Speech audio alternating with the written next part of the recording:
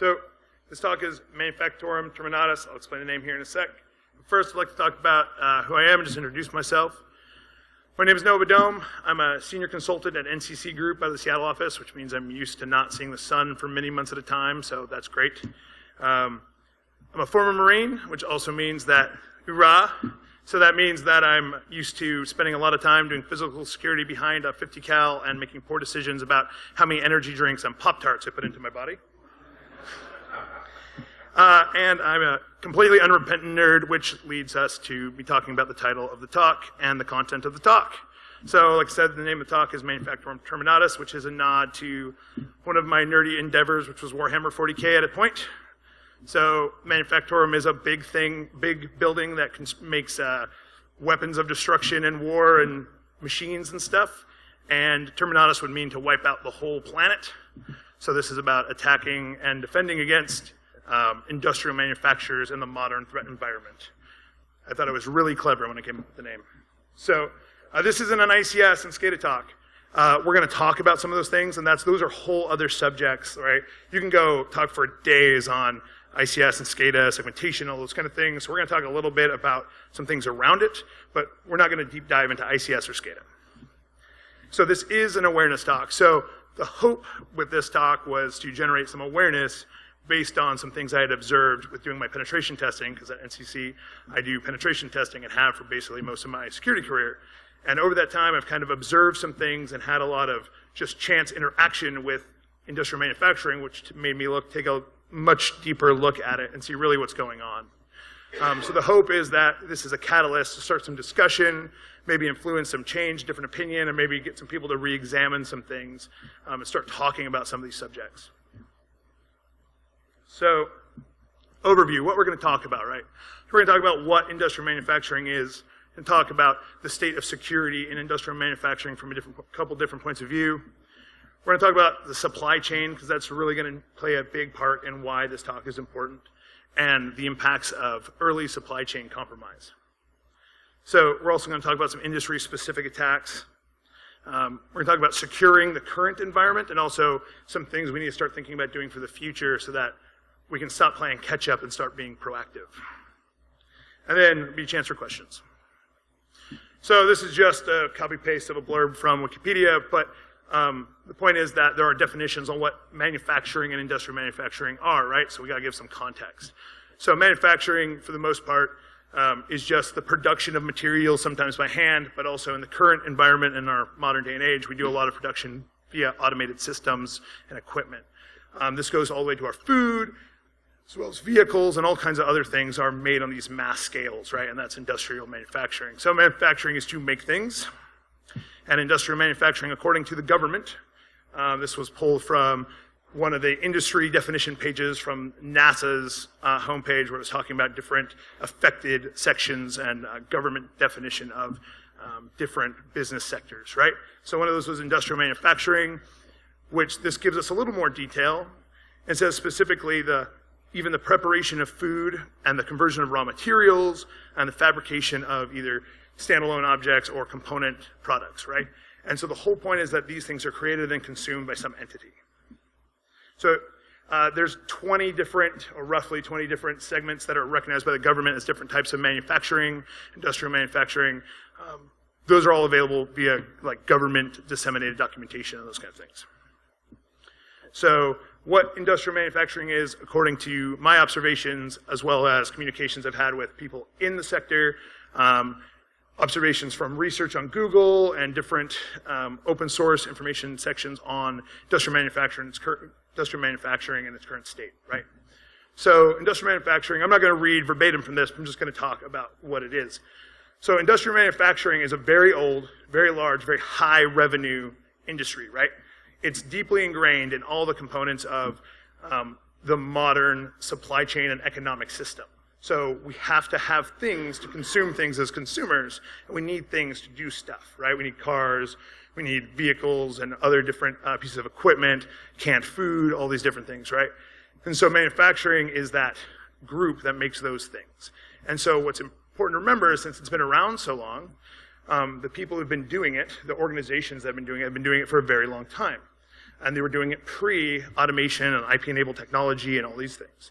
So as new technology to make things more efficient came out, they've tacked things on, right? So this has been a developing, evolving industry that primarily focuses on uptime and output, right?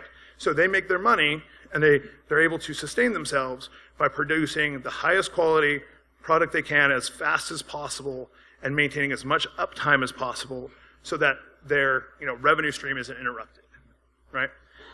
So it's very people and technology intensive. It takes a lot of people to run an industrial manufacturing complex, right? Even though a lot of it's automated, it takes a lot of people maintaining equipment, stocking things, identifying issues, cleaning, maintaining all these things, right? And also clerical staff, so people running the actual business side.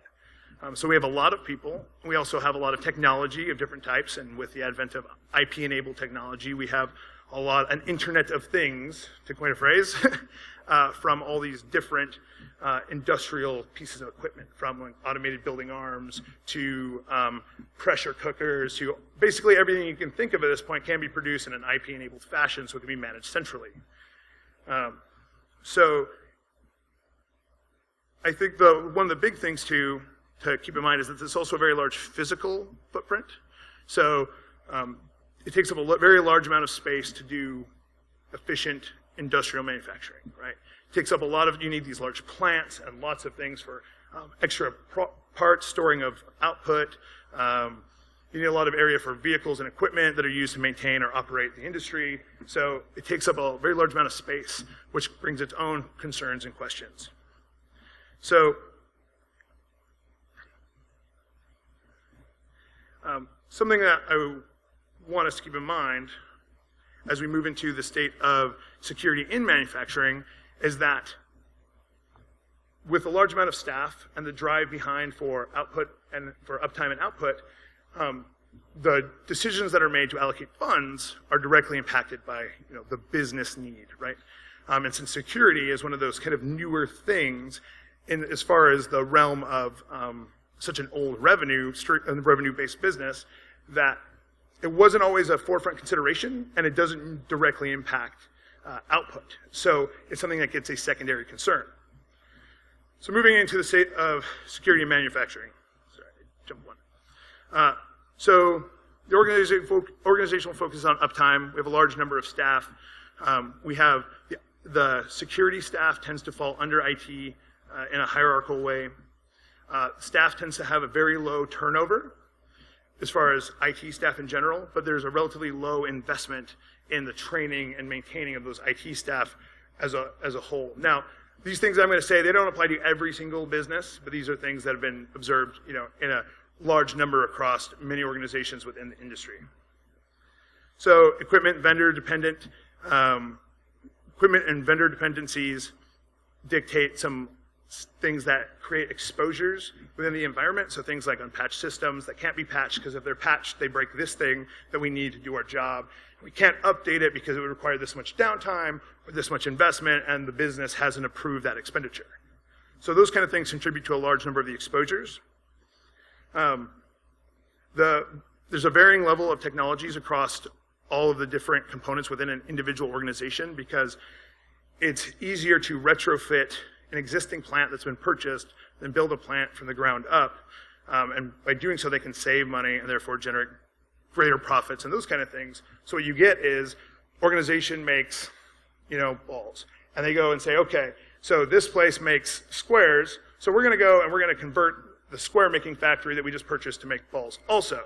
The problem is that they have their own set of remote access technologies, their own sets of servers and equipment and business process that they've had in place for so long. It's very hard to come in and start moving those things around because they don't want to impact uptime. So what you get is Plant A uses these technologies and Plant B uses these technologies. Plant C uses these technologies and HQ uses a whole nother set of technologies. Now, again, you don't see that in every single organization, but it's common enough that it's become a major concern. So that, combined with a large physical footprint, exposes a lot of issues, right, that can be identified by an attacker and then potentially exploited.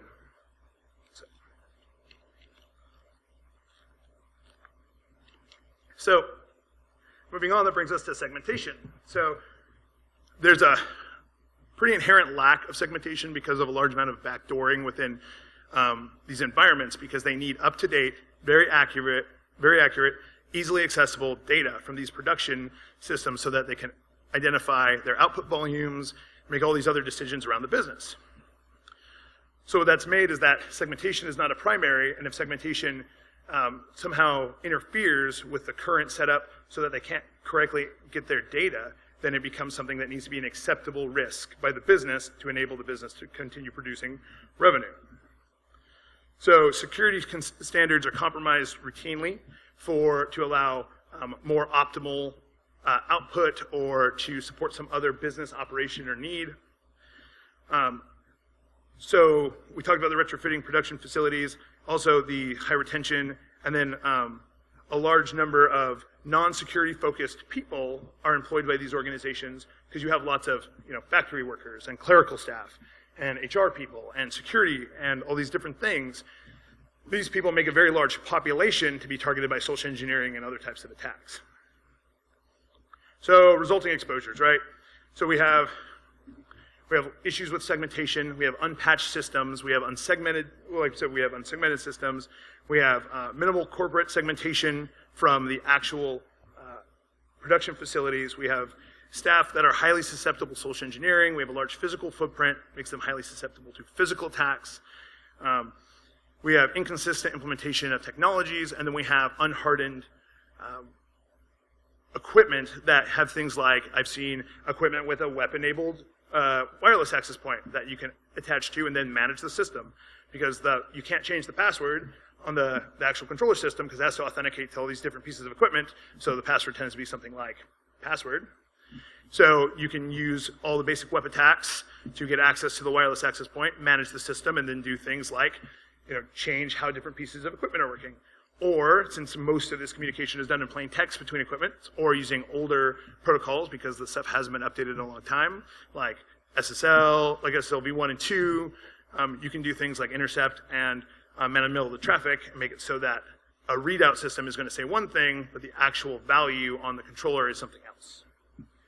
So there's a lot of those kind of things because of these different types of exposures.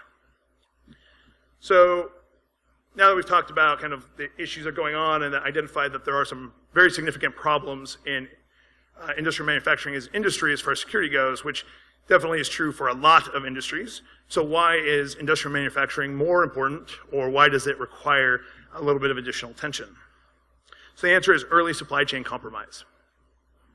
So early supply chain compromise, right? First we have to understand what a supply chain is. So supply chain is the process of which that we as a consumer get things, or an entity receives something, right? So this is everything from the raw material to the distribution of the raw material, to the manufacturing or refinement of the raw material, to whatever it becomes, to the distribution to wholesalers and retailers, to being consumed by the consumer.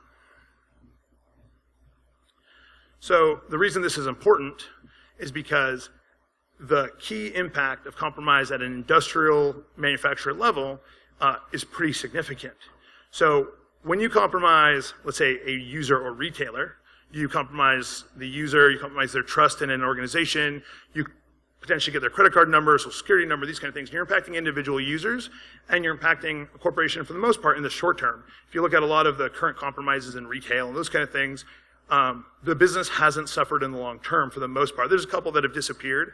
Things like Target, which was one of the hugest breaches, right? Target is still there. We all still have Targets. We also go and swipe our credit cards, right? So that happens.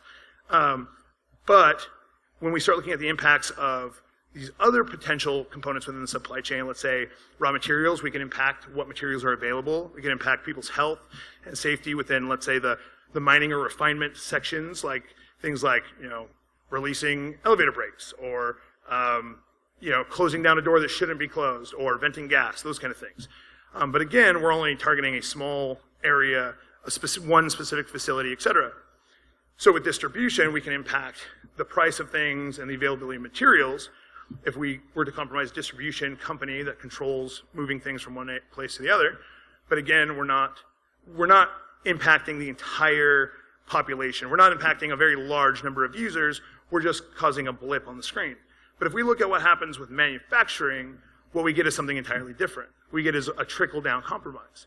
There are multiple attacks that we can do to a manufacturer that can really seed into large populations of people, as well as cause very distinct, very noticeable, very media-relevant impacts and repercussions. So those things are like subverting the quality of a product. So if you have a major product provider, and now you can now take that major project provider based on your compromise to their systems and then subvert its quality, health, or quality, safety, or consistency, you can start impacting that entire brand of an organization as well as all the people who receive that item. All right, where you can weaponize products. So we can compromise the safety of a product or install our own malicious payloads in some technological products that allow us to then compromise not just the organization, but anyone who consumes or uses or is exposed to the product. All right? If we look even closer, we can do things like there are facilities that have large amounts of dangerous things that are remote controlled by IP-enabled devices. And if we can then modify those dangerous things system settings, we can cause some potential harm or impact some other things in a very media-relevant way, right? And then finally, supplementary attacks. So because of the industry's kind of increased exposure, we can do things like use that compromise as a base camp for a lot of different things, especially how these manufacturers implement and interconnect to other organizations and other industries. So we'll talk about each of these individual attacks.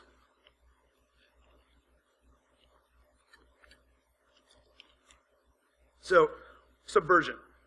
So subversion is where we undermine the quality and reputation of an item or an output, right?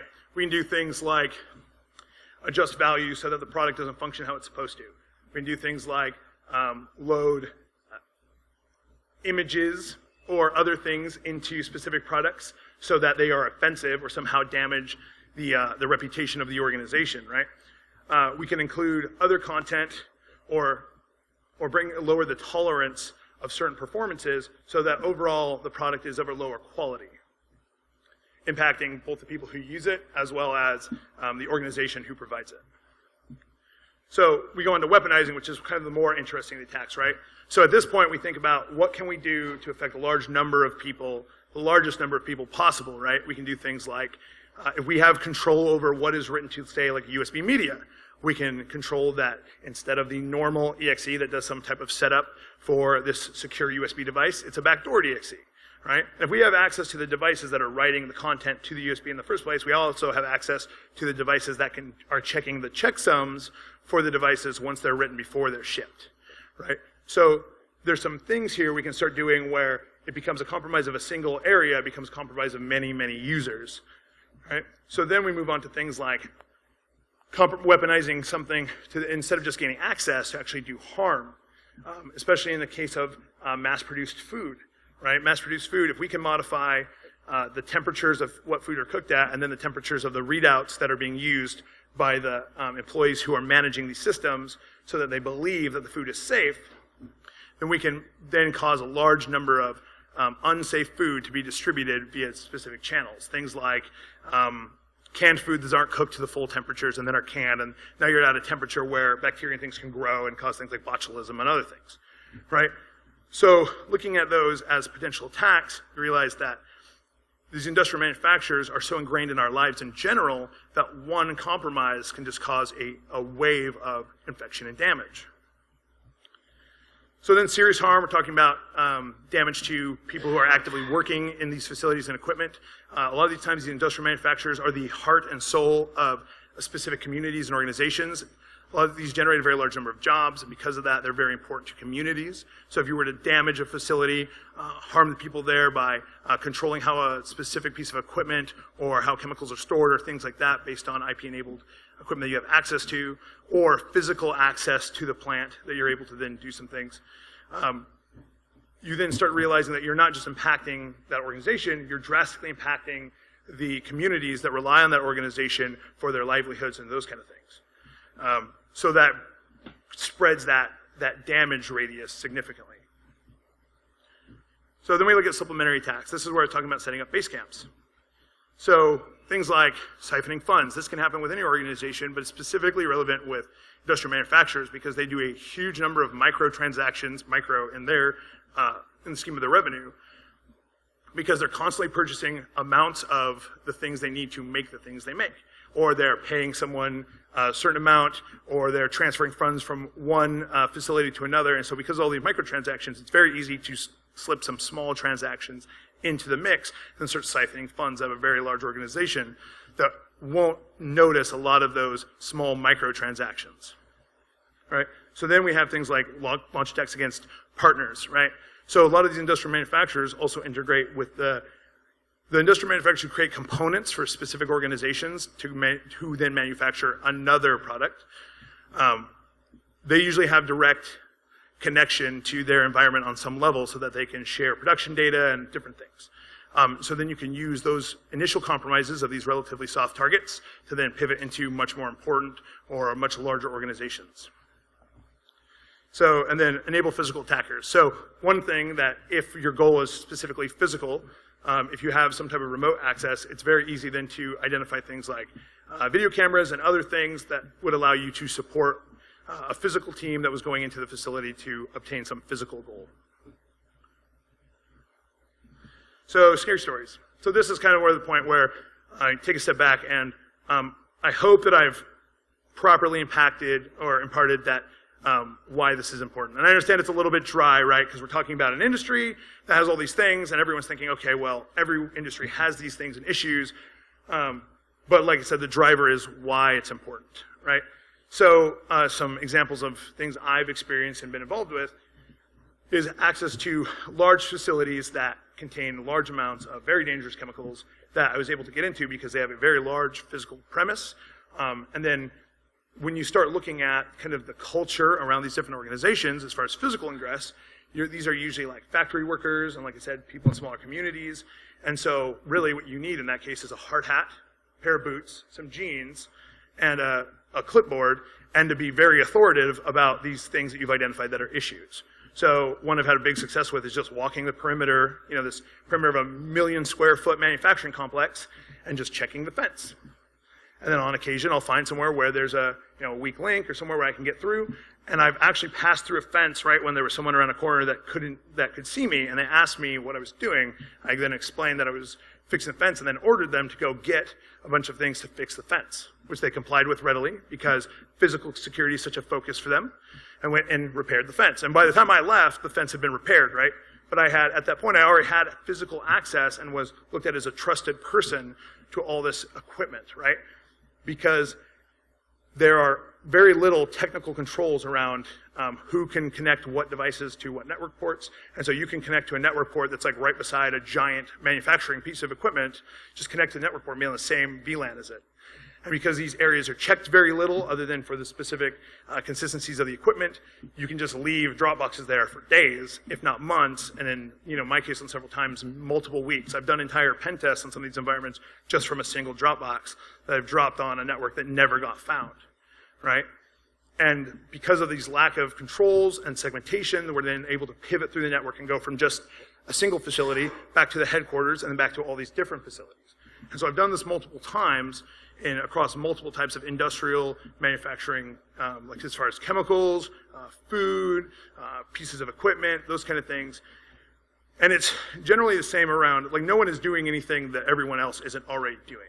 I'm sure that there are places that are doing everything right, have everything locked down and segmented, but as a whole, because of the nature of the organization, it's just not true, right? Or at least it's not consistent across the organization. So that's an example of physical. So there's been things where I've seen on remote attacks where they have specific pieces of like web applications that display remotely and are available to the internet that have like production data so that their partners can view it and it's not relatively controlled. And some of these are homegrown applications with like SQL vulnerabilities in them. So then we can do SQL injection onto the unpatched XP host that's been running this for the last 6 years. And now we're on their internal network. And of course, it's not hardened because they can't harden it because it's the box that it's on that hosts several other applications is also vendor supplied. And if they update it, they'll break a couple other applications. And then you have this huge mess that's this intertangled web of issues, right? So where I can't say specifics and point out a company or anything, I can just say that this is very, very prevalent and there needs to be some levels of education and focus applied, right? So, great stories, now what? Well, let's fix it. So let's talk about actually securing it, right? So some of these are going to be duh, but then I want to point out some things that are a little different for industrial manufacturers. So we're going to enforce segmentation. We want to reduce variance in our technologies that are employed. We want to do critical system integrity checking so we can identify changes in critical systems. We want to maintain functional standards that are enforced. We want to do monitoring, logging, and alerting. And we want to change how we do our authentication. It's important to remember that regulation, governance, and compliance that's applied to industrial manufacturer varies depending on the product and the consumer. So if it's consumed by the government, it has different rules. If it's consumed by a person, there may be varying rules depending on the specific product that's being evaluated or being produced. So with that said, since there's no real overarching regulatory controls saying all industrial manufacturers must do at a minimum this for their ICS systems, we start to have some issues, right? So look at enforcing segmentation. So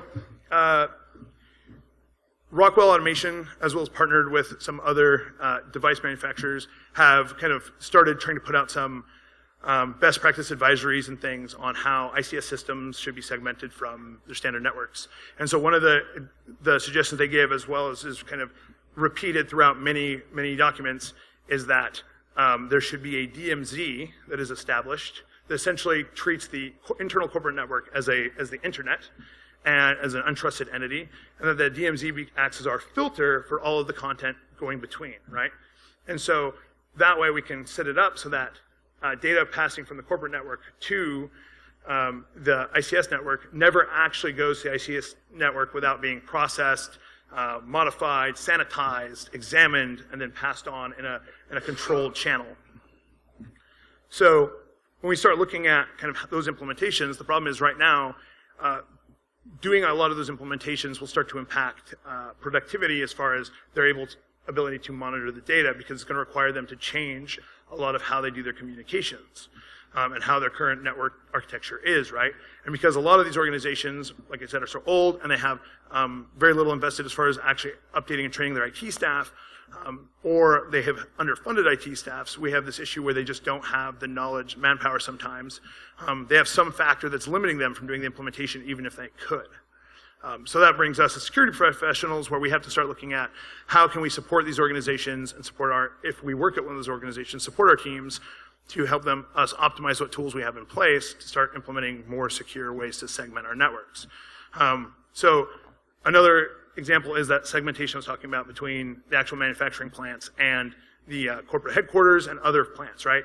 So I've been in plants on one side of the country where I could launch attacks against ones on the other side. So from California, I could attack New York. From New York, I could attack a facility in Canada and those kind of things. And then I have colleagues who have done testing against, even plants outside of the U.S., and they were able to even span national borders, right?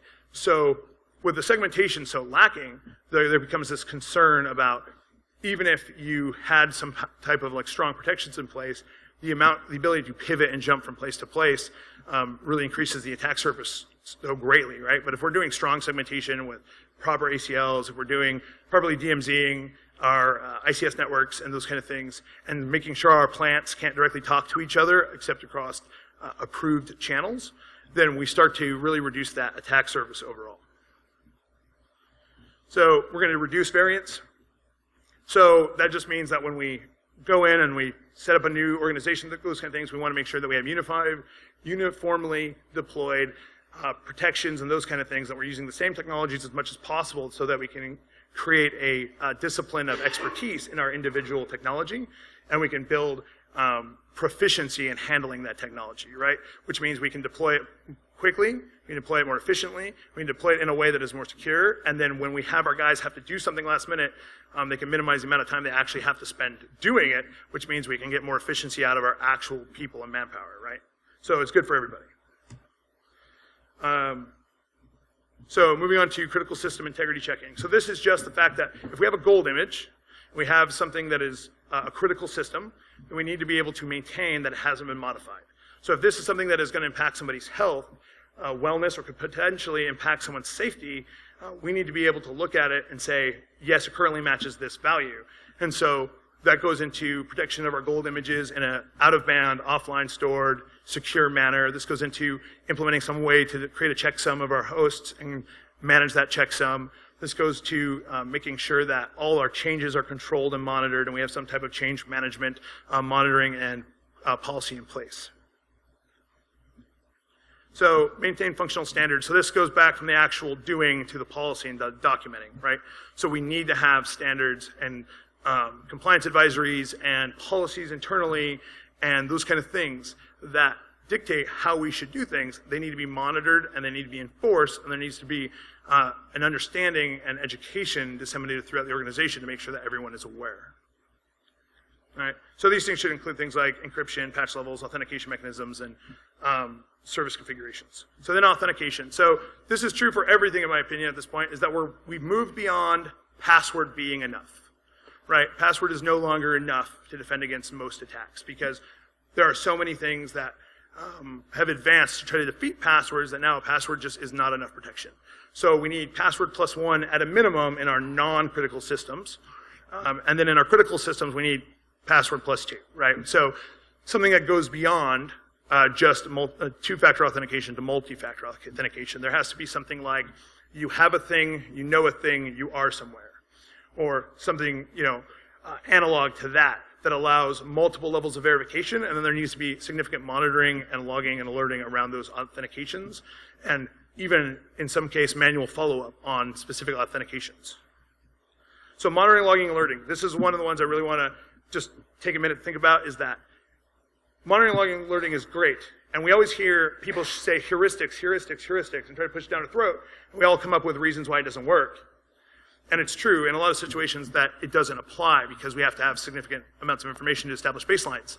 But in a ICS network that is relatively static as far as configuration, that communicates in specific channels all the time, and it only communicates in these certain ways, it makes it very apt to put in heuristics because you can basically look at an ICS network and basically see it function in relatively the same way with some slight variance, the same way for months, if not years, right? And so when we start seeing variances, then we can know that something is significantly different. That doesn't just help to stop attackers, that also helps to identify malfunction that could potentially save lives and protect people who are working in these industries. So preparing for the future. So this is kind of the, okay, what's next? Like I said, there's not a lot of regulatory compliance and governance around industrial manufacturing as a whole. There's not a lot of awareness and communication and discussion about these items. Really, the only people discussing them are the people who are selling industry-specific devices to fix the problem. So the problem is when we have vendors who are our only source of information, us as consumers or security professionals running these teams start thinking, okay, you're just selling me something. I don't need this because you just want to make the money you want to make. You try to convince everyone that we all need, blue shoes for whatever reason, but we're fine with the shoes we have. But the simple fact is that in how important this is and how potentially impactful it is, we really need to start taking considerations about putting out information and devices that are specifically tailored to meet these needs. Make it easier. So as security professionals, that's where it falls to us, right? If we're pen testers, we need to know what we're talking about when we go to pen test these environments and know what we're looking for, and we need to demonstrate why it's important. We also need to be able to clearly delineate how to fix it. This is the biggest problem with industrial manufacturers consuming security services is you take a normal network level pen tester and you throw him at an ICS network or a large plant. He does a bunch of pen testing, he shows a bunch of issues, and they say, okay, well, how do we remediate that in the most effective way specifically for our industry? And the pen tester says, I need to check, I need to find out. And so he does some Googling or talks to somebody and then comes up with a very good sounding, half-baked idea and then communicates that to the client who is very intense about getting this answer. So what we need to do is, as a team, as a group, as an industry of security professionals, we need to really keep the information flowing between us and start creating guidances and ways to teach other people how to do this properly so we can actually start securing things and making things safer for the people who are producing the things we consume every day. So, and that goes right with that, demonstrating the reality of the attacks, right? If we just say, hey, you're unpatched, they're not going to care.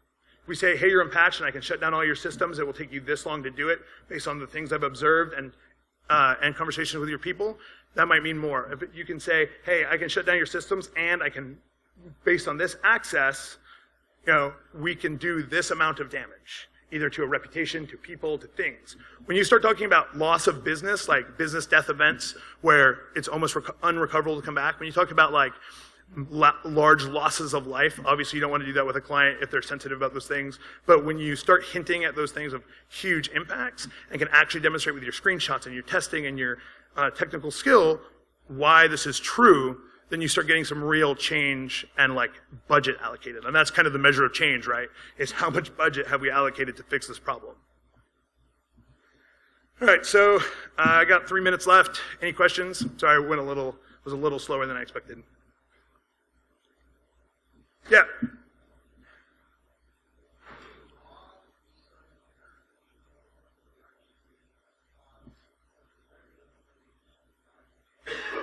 Say that again?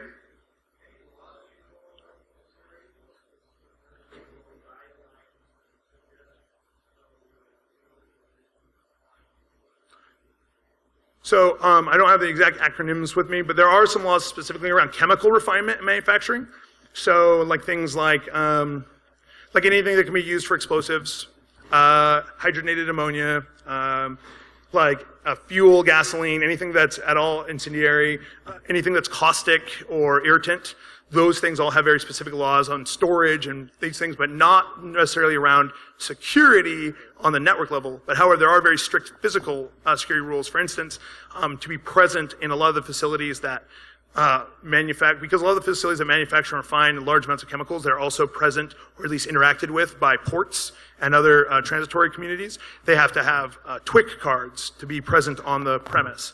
And because of that, that's a very focus on physical security, right?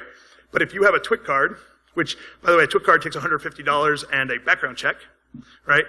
So if you've never committed a known felony and you have $150, you have a TWIC card. Congratulations, it's a very, very official looking, I wish I would have brought mine, very official looking piece of government identification, right?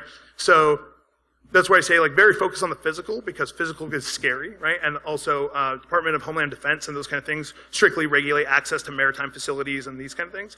But nothing that I know of, at least from what I've identified, that specifically says their network needs to be configured this way, other than like NERC, which is very clear, and NIST. So NIST too, if they're being consumed by the government, their product is directly, like if they're producing, let's say, military grade equipment, NIST will definitely have enforcement and audit.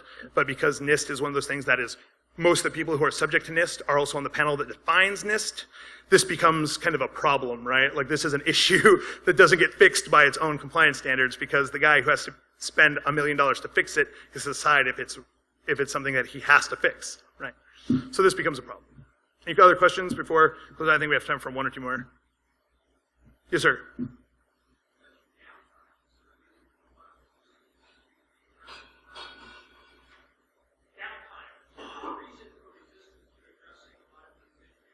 Yeah.